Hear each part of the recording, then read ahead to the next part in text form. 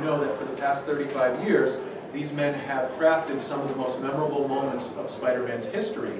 And you know, Spidey is a character, I think, that resonates with people in a different way than a lot of the other comic book characters out there. And in a second, I'll kind of mention why. But of course, today we are very fortunate to have with us Dan Slott, Peter David, J.M. DeMatteis, and Roger Stern. So please give them a big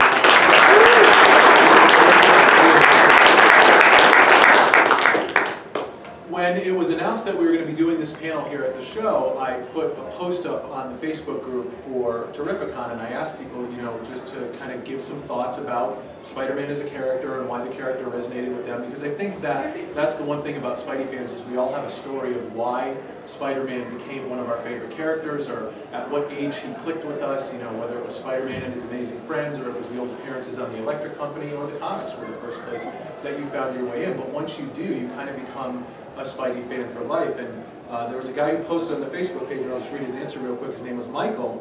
He said, "For me, what's been so special about him has been his struggles. His difficulty in balancing guilt over his uncle's death, his worries over his aunt's health, his poverty, his studies, his personal life, his job at the Bugle, his friendship with Harry, his issues with girls, and being Spider-Man. He's a kid that's been bullied, a kid that has seen good men like Captain Stacy die, a kid who has lost a girlfriend, a kid whose best friend has succumbed to drugs, a hero that has to spend each and every day dealing with false perceptions of him generated by his employer, and yet still he presses on because he realizes that with great power comes great responsibility, and he does it all with a sense of humor. Pretty amazing." And so I thought that was a nice sort of way to encapsulate the way a lot of us feel about Spider-Man. He is a special character to all of us, and so I think the first question that I wanted to throw out to you gentlemen today was, for your runs on Spider-Man, or your first experience writing the character, was he a special character for you before you started working with him? And if not, did he become that over the course of the time that you spent with him? Okay. Hi, buddy. Yeah, more or less, Spider-Man was sort of the character that got me into reading Marvel comics. When I started reading comics, there were no Marvel comics. I think there were Atlas comics, but we had bad distribution in my area. And I read comics up through junior high school, and I bought into the lie that you're in junior high school, and you don't read comic books anymore, you read books with words but no pictures. Okay. And in high school, a buddy of mine said, well, you know, my older brother is in college, and he reads these Marvel comics. Really?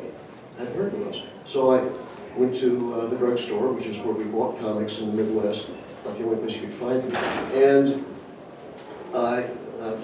Spider-Man, was it 40, I think, which is the second part of the reveal of the identity of Green Goblin. I didn't know who Spider-Man was, I didn't know who the Green Goblin was, but by the end of that issue I did, and I wanted to read more. And it took me about 5 years to find the previous issue, but it was worth it. And 5 years, because there were no comic shops. There were no comic shops. You had to go to used bookstores and flea markets and things. It was crazy. No internet. So around that time, I also discovered that Marvel was doing Marvel Tales, which every issue you got a classic Stan Lee, Steve Ditko story, and I looked at this and I went, this is the guy who used to draw Captain Atom. I remember that from the Charlton days. And I also discovered in the early issues where he was in high school, he had a burr haircut and glasses, and I was in high school and I had a burr haircut and wore glasses, and going, oh my God, it's me. And I looked at the newer ones where he was in college, drawn by John Romita, and I thought, maybe by the time I'm in college, I'll look like I was drawn by John Romita. Didn't work. But I was sucked into this whole universe, and there were Lancer paperbacks, and little by little I was able to backfill what had happened with Spider-Man, and I was going, wow, this is amazing. You know, and this Stan Lee guy really knows what he's doing. I can't wait to read what is going to happen next issue. And you know, about not quite a decade later, I was writing Spider-Man. I'm going, something is seriously wrong here. Stan Lee should be writing Spider-Man. Why am I writing Spider-Man? So I just tried to do the best job I could to do the character that they'd done, a few years later. You did? You know, what you just said is interesting, because I often think if I go back in time and find my 12-year-old self and say, you're going to write Spider-Man, he would just faint. He would completely faint. You know, I think it was sort of a given when I was growing up reading comics that everybody read Spider-Man and loved Spider-Man, but there were other characters that I loved more and kind of took in my heart more. And as all these guys will probably agree, when you write a character, it's very different than when you read a character. And that's when I really fell in love with that character. When I realized that Peter Parker is probably the most three-dimensional, real, deep, interesting human character in all of mainstream superhero comics. And that's what he became for me. He became a very, very real person. It sounds strange, but to this day I think of him more as my friend than as a character. I'm very grateful for the royalties that built my house, all those things. He's been very good to me, you know.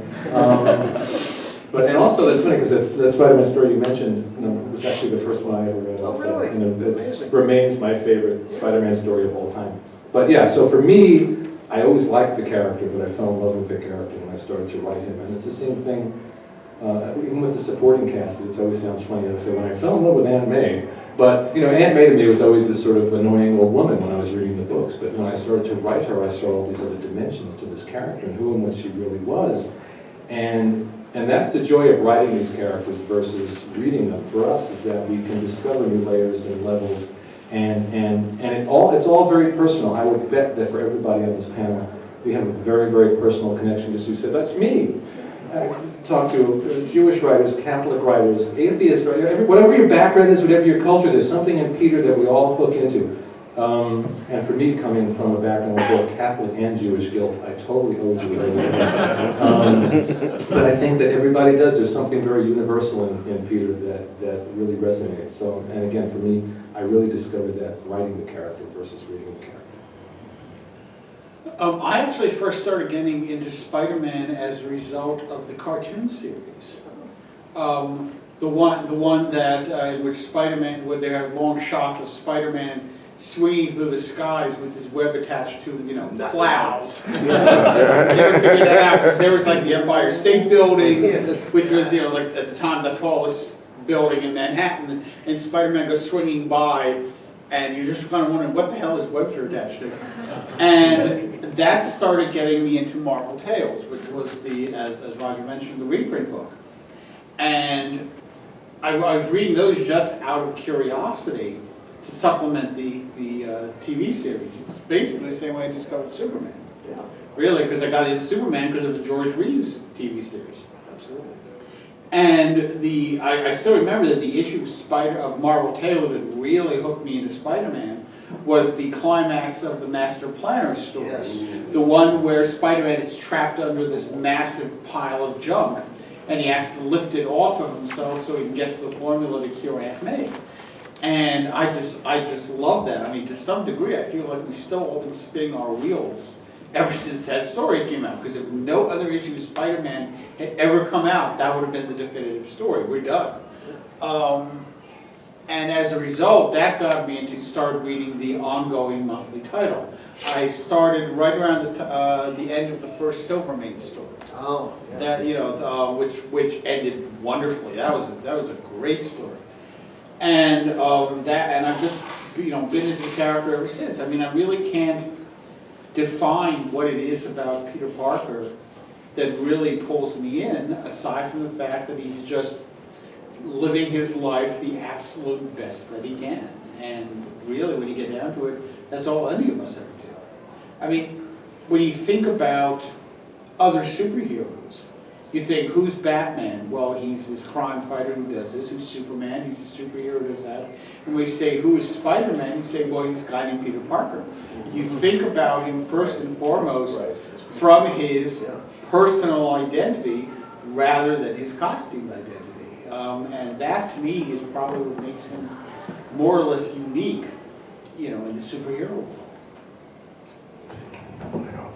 world. Like Peter, I came into Spider-Man through the '67 cartoon.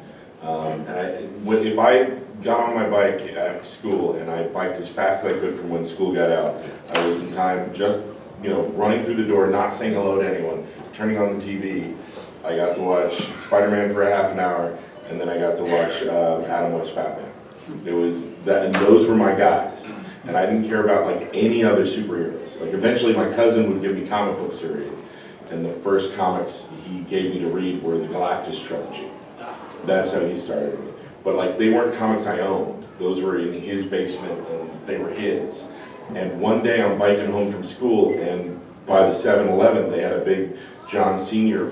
poster of Spider-Man in the window that said Spider-Man was coming to Stockton, California to that 7-Eleven to sign comic books. And I had to meet Spider-Man. I was the right age. I was a little Jewish boy, didn't get the Easter Bunny, didn't get Santa, but I was prime. Spider-Man was coming to my town, and I was going to see him. And I went inside and asked, like, how do I meet Spider-Man? And he's going to sign comics. And I'm like, how do I get the comics? And the guy pointed to a spinner rack. And I'd been in that 7-Eleven a million times buying candy or whatnot, and I never noticed it. I'd always walk past it, but the minute he said it, it was like a light hit him. You know? It was like Ave Maria. What was weird was the angel chorus. Yeah. So I went home and I bugged my dad. I didn't have an allowance. Yeah. And he said he would, and I said, I need money. I need to buy comics so I can meet Spider-Man. And he started me on allowance, and he, a quarter. See, mine would have started me on the psychiatrist. He started me on allowance of a quarter, and he forwarded me an extra quarter so I could buy 2 comics for Spider-Man the Sun. 12 cents. Yeah, no, quarter. For me, it was a quarter. And I No, got, 12 cents a comic. for me, I was 25 cents only on when I was starting. Oh, okay. And I got an issue with, I can't remember it was a Marvel Tales issue, so it's not the Spider-Man number, but it was where he fought Electro inside the theater, and he got his costume burnt off by the end of it, and he didn't get the money he was promised for appearing on the late night talk show. Yeah, and another one with the Marvel team up where he teamed up with the Beast to fight the Griffin. And when I read these, it resonated to me so much because he lost. Like, I read the comics and they clearly ended, and Spider-Man came out worse than he started at the beginning of the story. And my brain couldn't comprehend that because Batman would win, Superman would win, Spider-Man lost. And I walked in reading every Spider-Man comic from that point on, worried if Spider-Man would win by the end of the comic. And that's what resonated to me about him. I lost in my daily life. I didn't get to achieve everything I wanted to do. You know, I want to do something, people would tell me, no, you can't. And then you'd be like, oh, and you do the little Charlie Brown walk home. But that was Spider-Man. Spider-Man was like me. He couldn't get things done. He was a wreck. He was a schlub. And that made me care about him so much. I went and I got, I met Spider-Man. I stared at him, so it was obviously uncomfortable for him. And then I left, and I was like, those comics were destroyed within 2 days, because I just reread them so many times. And like you guys, when I was reading it, it was like Ross Andrew was doing Spider-Man. And I could read the Ross Andrew, Gil Kane-ish era. I could read in Marvel Tales. I could read John Sr. And the Pocket comics were coming out, so I could read 3 eras at Spider-Man at the same time. And there are certain things that didn't hit me.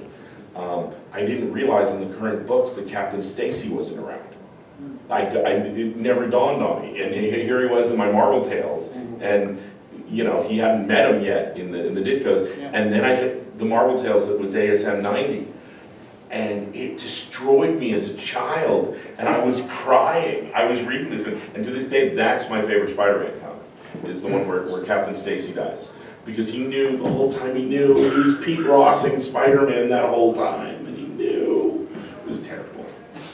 I love that. I had a thing where I was doing a signing in like your neighborhood, New Jersey, and this little boy comes up in a Little League uniform. And his dad's with him, and the signing was like, and he's like, we came straight from the game. He had to meet you. His favorite book is Superior Spider-Man. He is loving Superior Spider-Man. He had to meet you. And the kid, and I'm talking to the kid like, what do you like about the book?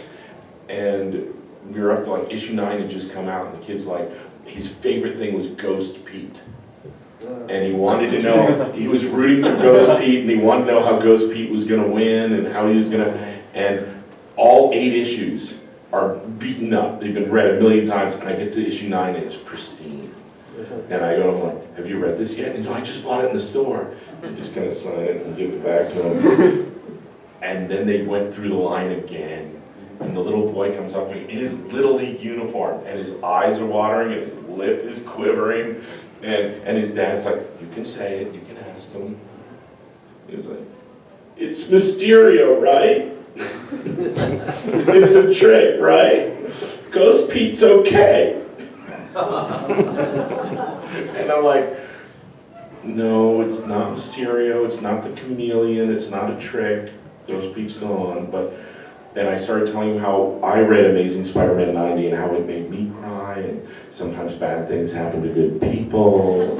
Then the kids angry, and the dad's like, he'll be okay. And they walked it off. I'm just like, no, I died.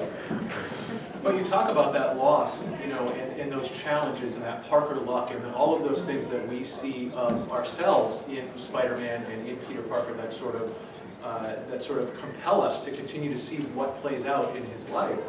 As you were all, you know, going through your runs and your different experiences, even in different books with the character, like, was it hard to strike that balance between his personal struggles and the big stuff that he deals with as Spider-Man, and which of those was more fun for you to write? Did you enjoy writing his day-to-day challenges in his job with you know, his supporting cast, or versus the big fights, or like which one of those did you sort of gravitate toward more? Well, they were equally important to me.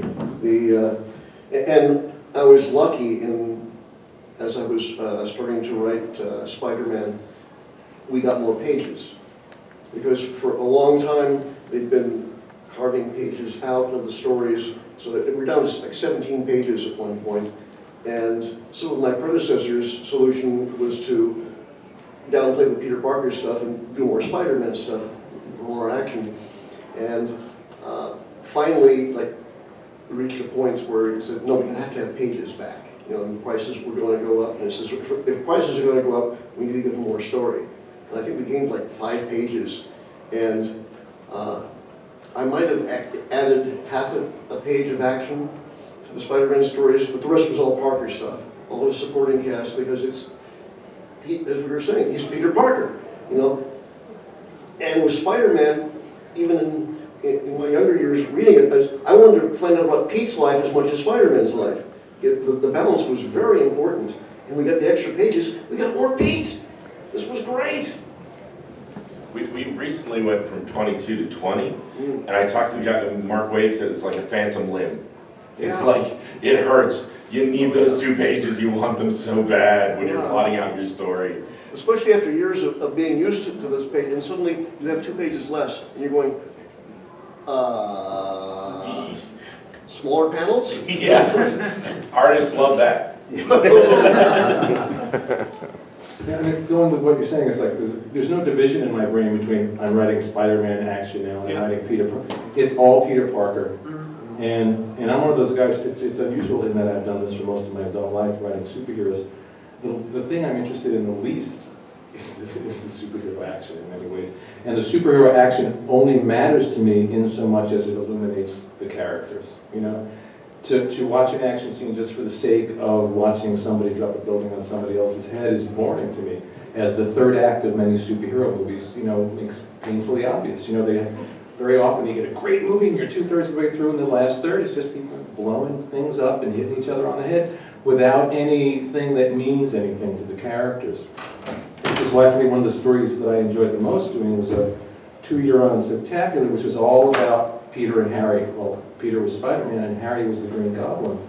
But it was about Peter and Harry, so when they had the costumes on, what mattered was that it was Peter and Harry underneath those costumes. It didn't matter that they were punching each other so much, although Sal Buscema could draw that better than anybody.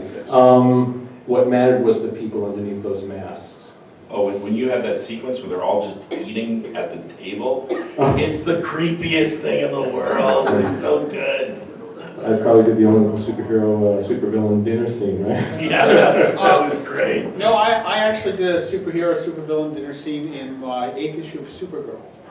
20 pages of Supergirl and a demon and her parents sitting around having dinner, and the parents, of course, had no real idea what the hell was going on. But Leonard Kirk was the penciler, and he did a wonderful job with it. He actually managed to pull that off. I think it was Leonard. Might have been Leonard. Maybe it was somebody else. It wasn't. It was Gary Frank. Okay, never mind. Gary was the one who talked to it. I know I'm the one who said that Spider-Man is Peter Parker no matter what.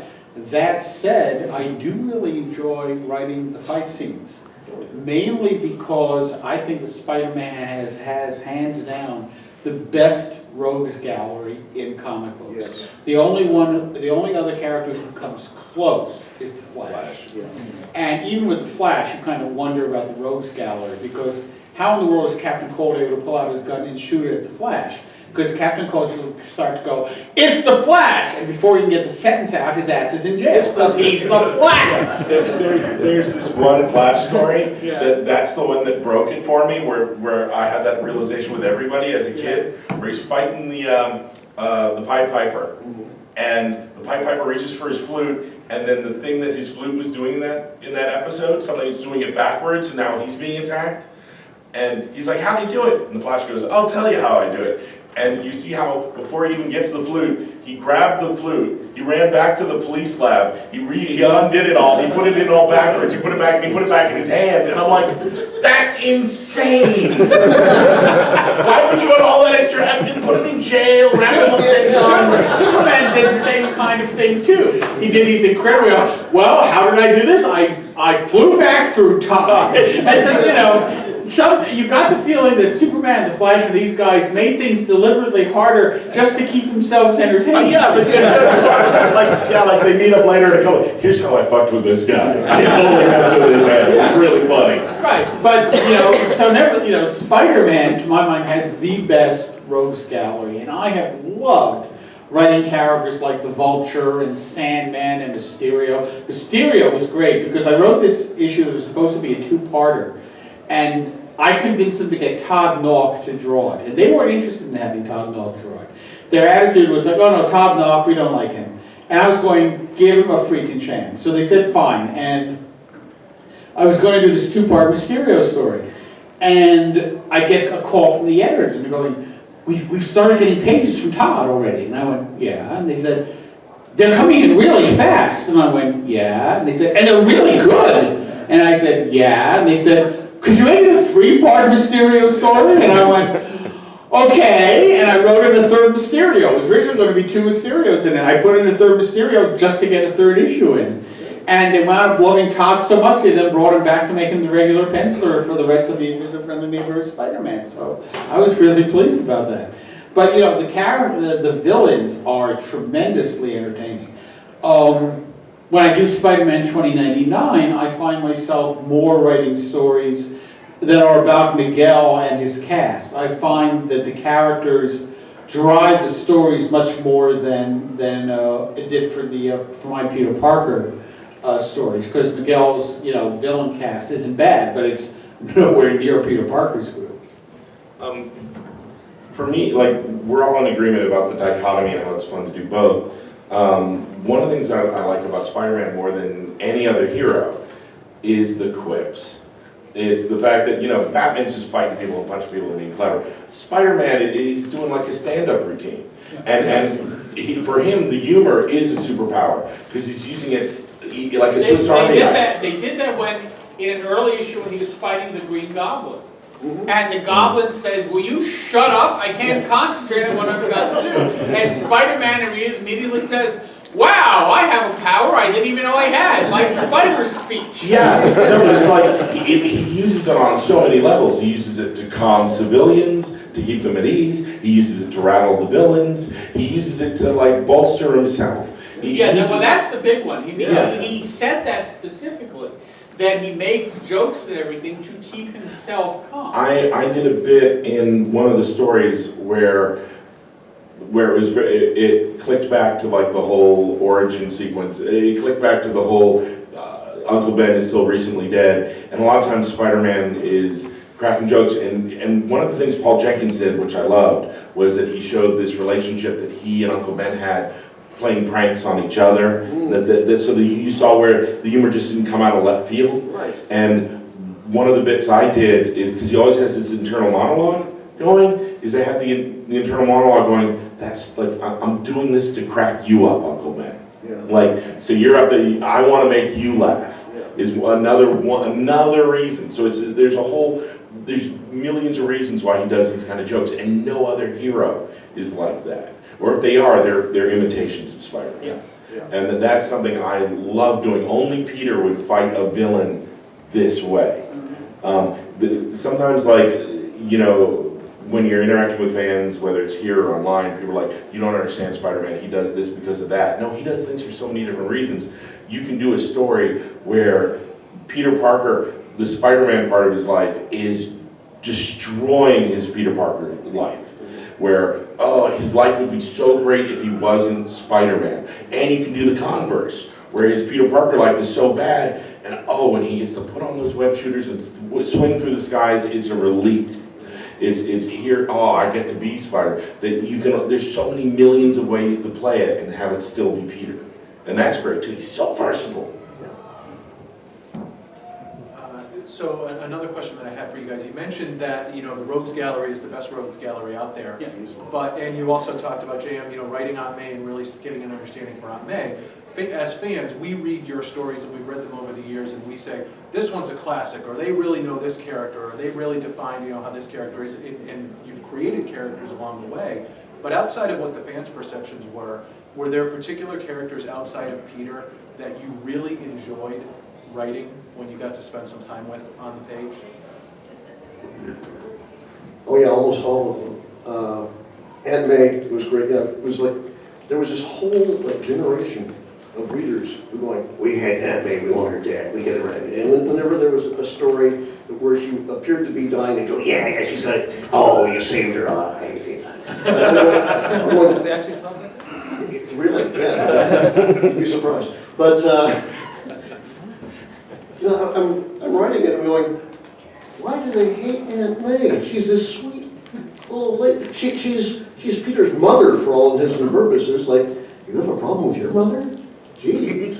So I always tried to emphasize how much he loves her in the thing, because that didn't always come out, especially in the years when there were 17 pages and there was so much Peter, that he really dotes on her and he loves her because she raised him and all this.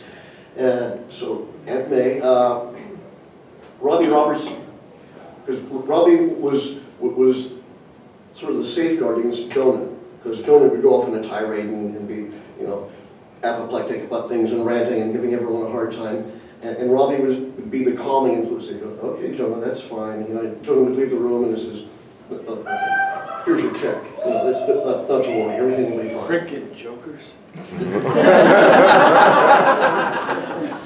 And as far as the villains go, the Vulture. Vulture is, I mean, everyone loves, we love the Green Goblin, we love Dr. Octopus, let's see him back again. You know, so Spider-Man can, you know, whip his goggles again, please.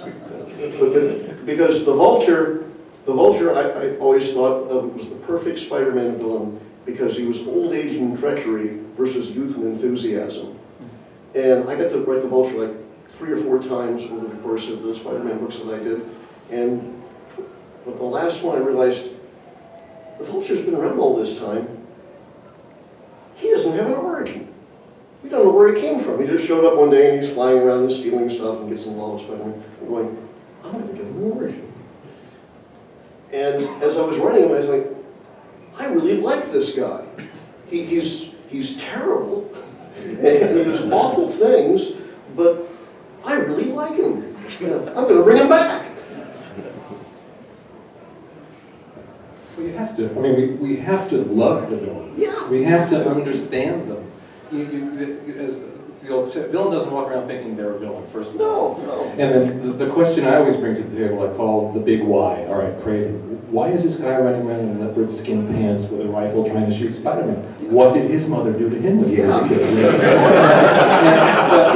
I say, it sounds like a joke, but that's really the essential question in understanding these villains, you know, because they're not villains in their own minds. They're people that have had these life experiences that brought them to that moment. So I've always enjoyed writing the villains for that reason, because you can always find, you can pry open their heads and find some interesting corner of their psyche that's never been explored before. And the fun with Kraven was doing it, he was always like, oh, Kraven is a B-level villain, and so the fun with that story was to make him really, really great, and then kill him, and all the people that hated him before were like, why did you kill him? Exactly. And in terms of the supporting cast, Aunt May, obviously, because I was talking about that before, because I think she also, what I discovered, and it sounds funny that we discover this as we're writing the characters, because the characters tell us, not because we're making it up, they really tell us. I discovered that Aunt May was really the source of Peter's strength. She was not this weak, dying old lady. She had been through hell, and she was really, really strong. And a great character. And I loved writing the Peter Mary Jane wedding. I know there's a whole contingent that didn't like the marriage, but I really thought that relationship was beautiful, and that became the source of his strength in so many ways. And it was a great place for me to sort of pour my own marriage in through Peter and Mary Jane. I've got a piece of artwork hanging in my house, a beautiful Sal Buscema piece of artwork, and there's a dialogue between Peter and MJ that I took right from my life, and words that my wife and I said to each other, Now So- I feel like crap. So I really, really, really loved writing the two of them as a couple. Yeah, I'm also a Vulture fan. Indeed, when I was doing 2099, the Vulture was the first 2099 Spider-Man villain, who was basically a 2099 version of the modern day. And I tried to put my own spin on it, which is why I made the Vulture a cannibal, because why the hell not? In terms of the supporting cast, I'm sorry? Was it? Oh, 15 minutes? Okay. Is that someone who works in the convention, or they just randomly? Yes, no, they're letting us know. Oh, okay. In terms of supporting cast, I found I really like Betty Brant. I had a lot of fun writing her because she's been through so freaking much that, to my mind, she's become like the Buffy of the Marvel universe. Like, fine, bring it at me, bitches. I can take it. And I also found I really enjoyed J. Jonah Jameson.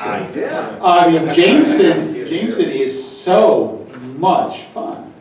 I mean, he's a wonderful character. I mean, my favorite issue of Friendly Neighborhood Spider-Man, my last issue, was a Jonah story, and it arose because I was doing an online interview, and one fan said, just at the time when Jonah had launched a lawsuit against Peter Parker, who had revealed himself as Spider-Man.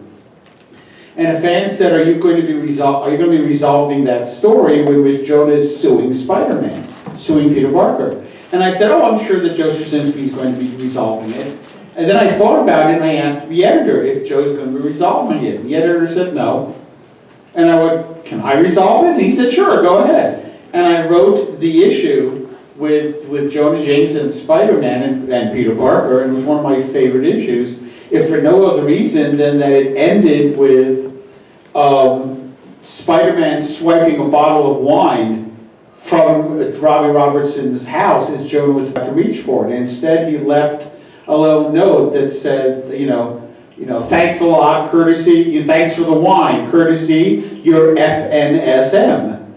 And I had Jonah say, I hate that effing Spider-Man. And my editor said, there's no freaking way we're going to be able to get that in print. And I said, well, try. And to my shock, it saw print just as I wrote it, because my attitude was, why not? I'm not the one who had him start calling himself Friendly Neighborhood Spider-Man or sign things FNSM. He did that. I just took it to its logical extreme.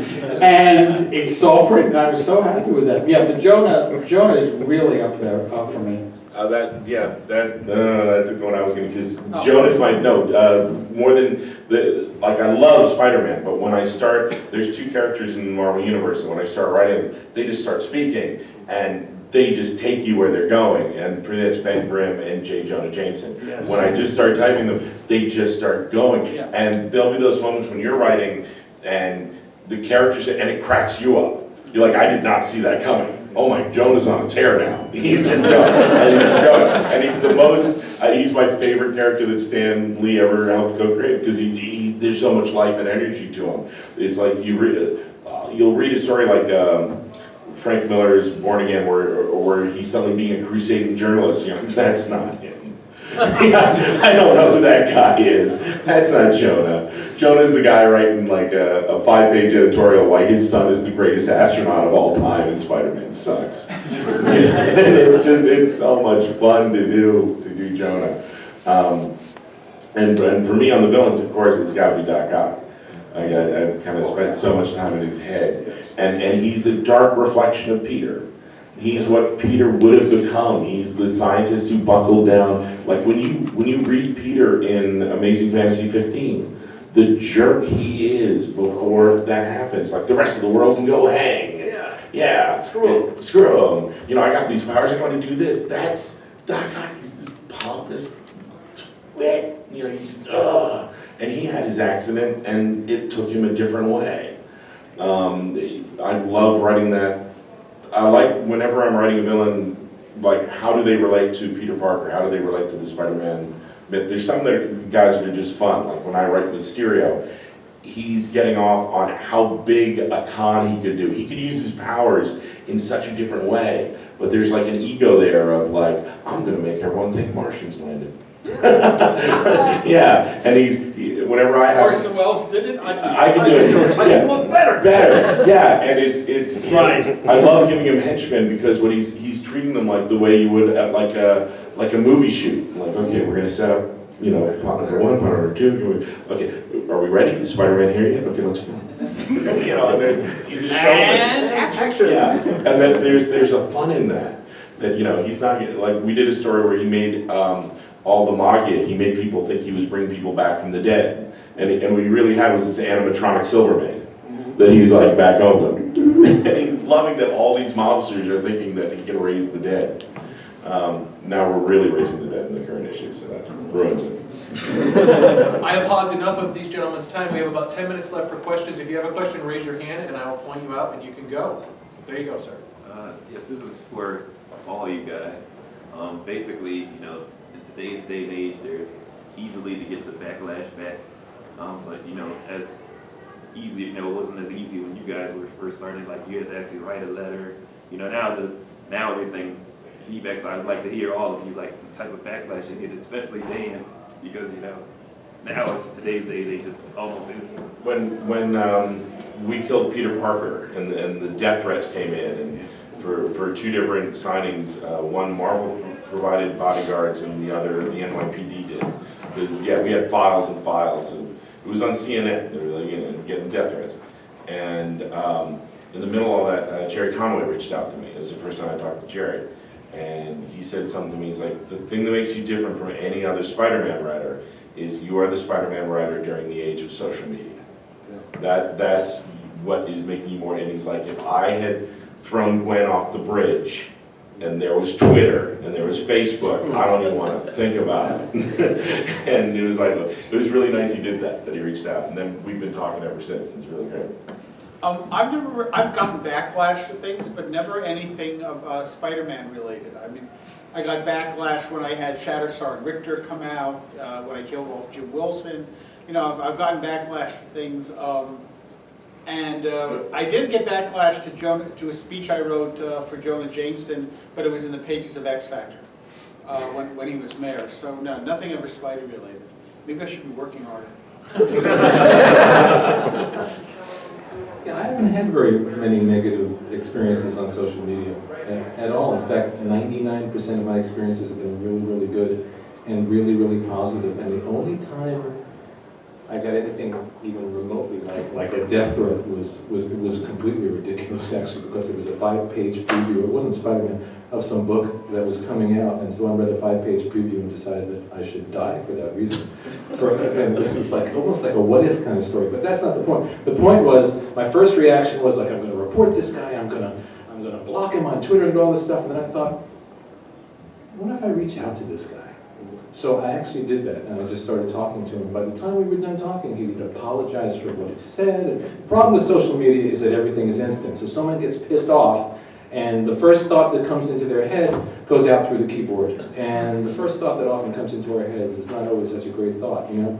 But the thing I really enjoy about it, that it really allows for a really great communication and a great connection that, you know, most of us spend our time alone in a room with our imaginary friends. So it's nice to be able to connect with people that are reading and appreciating our stories. So like I said, 99% of my experience has been very positive. Even like during the most volatile times of like when that stuff was going on, when people would approach me with a social media attitude in the real world, it diffuses in a second when you just start talking with them. Right. And my problem is there's so much of that. And when I try your approach, it's like rolling the dice. It works once, then the other 9 times it doesn't. And then it builds up and builds up, and then you Yeah, I'm sort of the odd man out here in that I don't really do social media. On my email, if you ever read an email from me, you'll notice a little signature line that says, I am not on Facebook, I am not on MySpace, I am not LinkedIn, I do not tweet. You're getting an email from me. Isn't that enough? But it didn't exist when I was doing most of my writing, and when I write stuff now, I don't pay attention to it, so it doesn't affect me much. When I was writing, we got letters, postcards, whatever. And the frustrating thing is putting together the letters pages, because the letters would trickle in on an issue, and it's due. And, okay, I put together the letters page, and the next day, there's a flood of letters, great letters. So I just started advancing things, because we usually have an issue, and you would have the letters from 4 issues before. So I just held some back and did the issues from 5 issues before, and suddenly we had great letters in the letters page. It just will extend a little bit. So you got a question right there, yep. This is for Jim first and the follow-up for the rest of you guys. With everything we've seen in the movies on TV, one thing we haven't and might not ever is a DC Marvel crossover. What was it like doing Disordered Minds? And if you guys read it, your thoughts on how that came out? Okay. I did it's JM, so there's no, people always project an I in the middle until they turn me into Jim, which is fine, it's okay, I get so managed to get letters. Dear Jim, who Jim was. Well, Jim Shooter actually just walked in the back. That's fine. But it's a trick of the eye, they see the dot and they make it a Jim. I actually got to do the DC and the Marvel ones, so I did a Batman, Spider-Man for DC and Spider-Man, Batman for Marvel, which was really, really fun. I enjoyed both those tremendously. I don't have any profound feelings about it or deep insights, just that I was really honored that I got to do both of them for both companies, and I really, really had a great time with it. I did a big crossover series called Marvel vs. DC. It was me and Ron Mars, and I have to say that when I got the 4 of us, myself, Ron Mars, Mark Grunwald, and Mike Carlin, who were the editors, got together at Mark's apartment in Manhattan. And that was really one of the greatest creative experiences I've ever undergone. Sitting there as we were working out the overall arc of the storyline and deciding who was going to win which fights and which fights we were going to leave for the fans to decide, and working it all out. I mean, it was a tremendously entertaining endeavor. And I still remember when Ron and I tried to write the first issue together, and it didn't work at all. And Mark and Mike said, this issue's not working. And I talked to Ron and I said, look, our styles are too different. Maybe what we should do is I'll write 2 entire issues and you write 2 entire issues. And Ron said, which ones do you want to write? And I said, I'd like to write issues 2 and 4. And Ron said, are you kidding? And I said, what? And he said, I want to do issues 1 and 3. And I said, well, this is going to work out. I mean, I wanted to do issue 2 because that was going to have the fights that we had decided on. And I wanted to do issue 4 because that would wrap it all up. I had no interest in issue 1 because that was primarily introduction stuff. And issue 3 was going to be the one where the fans decided who was going to win the fights. And I had no interest in doing that because I was reasonably sure the fans would get some stuff wrong, which they did. Honestly, I'm sorry, Wolverine does not beat Lobo. He just doesn't. He's Lobo. No. Anyone can win any fight. It's the context. Wolverine doesn't beat Lobo. He doesn't beat Lobo. Squirrel could beat Wolverine. Well, yeah, exactly. But I just had, but Ron wanted to do issues 1 and 3 because issue number 1 was issue number 1. And he wanted to do the ones where the fans figured it out. And my attitude was Zyga's in, you know. So, you know, that was really just an incredibly entertaining creative endeavor. I love doing that. I really wish that the world existed right now where Marvel and DC could continue to do crossovers, because I think that would be tremendously entertaining, but the way the companies are at this point, it's just not going to happen. Well, as we do wrap up, because we have to make way for the next panel here, I do want to thank... What's the next panel? The next panel is... Deep Space Nine. Deep Space Nine. Oh, forget that. Oh, screw it, it's been off the air for like 15 years.